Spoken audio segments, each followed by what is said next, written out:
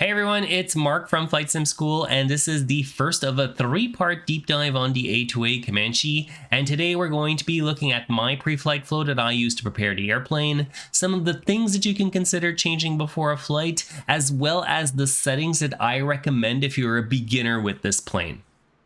The Comanche is pretty much second to none when it comes to GA flying in Flight Sim, but it's also quite challenging, which means that we're going to have a lot to cover today, so let's get right into it. The first thing to be aware of when you spawn into Flight Sim is that it takes a good 5 to 10 seconds for everything to initialize itself, and you can monitor that progress by bringing up the iPad. So I usually just let it sit until it's done everything that it needs to, and when you're starting from cold and dark anyways, it's not going to be very noticeable. I had some issues getting the sound working when I first installed it though, and if that happens to you, you should start by making sure that the external service that it installs on your PC is running in your Windows taskbar, because it's responsible for generating the sound in the airplane. But I actually had an even deeper issue than this, and it took a little bit more digging to solve it.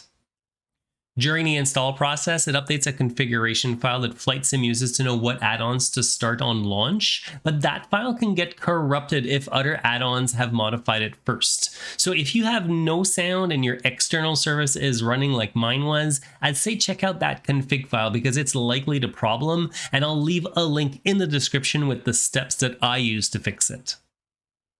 The other thing that's useful to know about the install is that whenever an update's released, the EFB is going to tell you about it on the homepage. So at that point, you just have to exit out of Flight Sim, go into the Comanche update checker, and just click through its update process.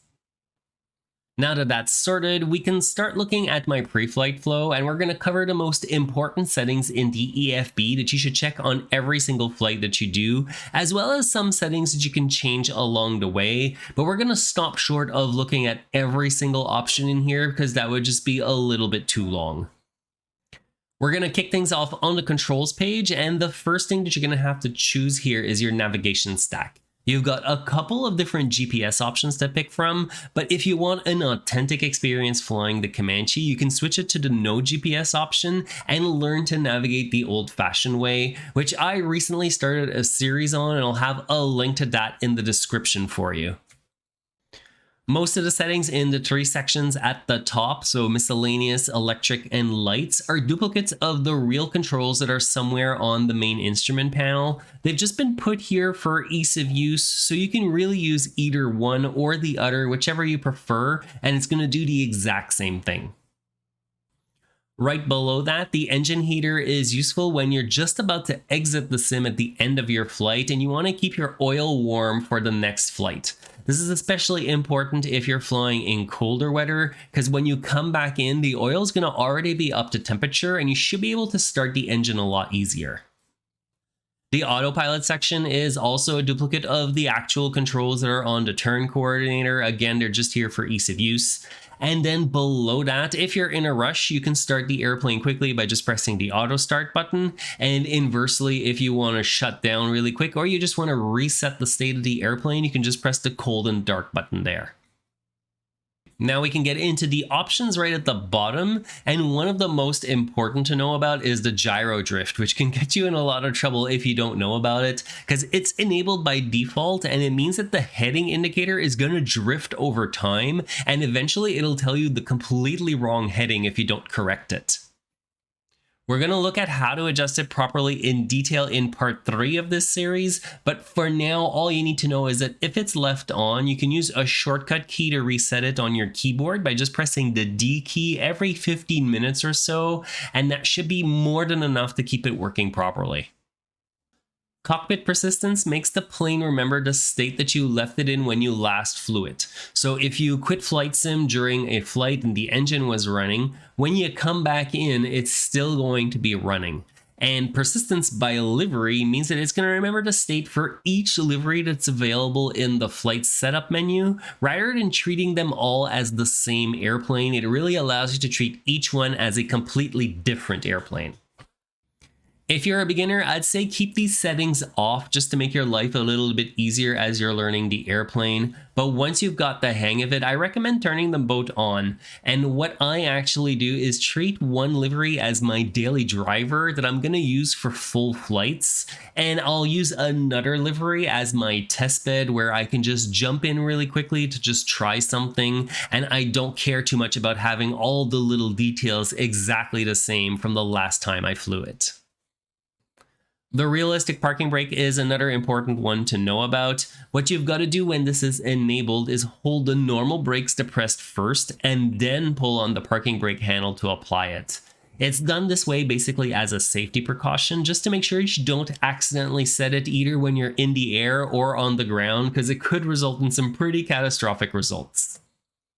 If you don't have rudder pedals though, I'd suggest turning the realistic parking brake off, because from what I've read online, it's a little bit harder to make it work properly when the setting's left on. There are a couple more things that you can tweak in the advanced options with regards to the radios, the controls, the turbulence, and even the airplane durability. But for the most part, you shouldn't need to interact with those on a regular basis. So let's move on to the next step of my pre-flight flow, which is the maintenance window. We're going to get to that in just a second, but I want to remind you to like the video and subscribe to the channel to get more detailed tutorials like this one. And if you have any questions, feel free to drop them below because I always do my best to answer anything that comes in. Let's start with the airframe sub-tab, and before every flight here, I always start by inspecting all of the components to make sure that I didn't bang anything up on my previous flight, although I haven't really run into anything major so far. If any of the components were starting to wear out, it would show up in either yellow or red, and then you could click on that item to have a closer look at it and choose if you're going to fix it or not. The tip tanks are removable if you don't want them because you don't need the extra fuel that they give, but I leave them on just because I like the look of them, and all of the other options for fairings and seals that are right below that are there to help reduce the drag or improve the top speed of the airplane. So if you're looking to optimize the plane's performance, you can pretty much turn all of them on. Lastly, you've got two different propeller options, and the main difference between them is the amount of vibration that they generate. The MT is made of wood, and it creates about 50% less engine vibration, and that's going to be reflected when you're flying around, so it really comes down to whatever you prefer. Personally, I like the less vibration of the MT model because it makes it easier to press and control buttons on the instrument panel. There are a few other self-explanatory buttons just below the prop options, so now we can head into the next sub-tab for the engine components. And again here, I just start by doing an inspection to make sure everything's in good shape, and I'll repair anything that's showing major signs of wear. It's recommended that you keep the oil at a maximum of 9 quarts, so that's about 75%. And right below that, you can choose what type of oil you want in your engine as well. The easy way to remember when to use each is that the higher the first number is, the better it is for warmer weather. So you'd use the 100 AW when you're in consistently hot conditions, like somewhere tropical or maybe the desert. The 25 W60 is a good all-arounder that you can use for pretty much anything. And the 20 W50 is best to use when you're in wintertime or any type of cold weather. Lastly, here we've got the spark plugs, which to keep things easy, I'd recommend using the fine wire ones because they're more resistant to fouling, which can cause the engine to run rough if it's idling for too long. But either way, you can always just clean them here if you see that it's becoming an issue.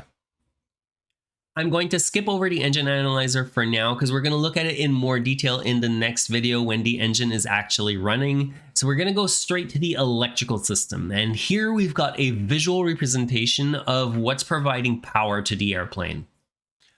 If you're familiar with how a car works, this is basically the same. Before the engine is on, the battery is responsible for providing power to all of the electrical systems. And then once the engine is started, the alternator should recharge the battery as well as provide power to the electricals. If for some reason the engine won't start, this is probably the first place I would start by looking to make sure my battery has enough juice to turn the engine over. And if it doesn't, you can always charge it here very easily by just pressing the charge button. Right below that, we've got duplicate controls for all of the circuit breakers, which are a little bit hard to reach on the airplane because they're right at the bottom of the instrument panel. So they're here for your convenience if you want to disable something and just test your flying skills with some of the systems turned off. It's also possible that some of these breakers might turn themselves off on their own if there's a failure that's happening with the airplane. And again, you can just come back here and check it out and try and debug what's going on. So with all of those checks done, we're now at the point that we can head over to the fuel and payload page to configure all of the weights and balances for our upcoming flight. The maximum takeoff weight of the airplane is 3,000 pounds, but you really have to pack it to the gills to exceed it. So unless you're filling up all of the tanks, taking on 3 passengers and a lot of luggage, it's not going to be a problem. It's a similar deal with the center of gravity, which is the point where the plane is perfectly balanced front to back. And the goal is to keep it out of the red sections on either side of the envelope, but ideally you want it to be a little bit more forward to improve the plane's stability. Payload changes are what's going to change the center of gravity the most. Adding a co-pilot doesn't make a very big difference, but adding baggage or passengers in the second row is going to move it towards the back a fair bit.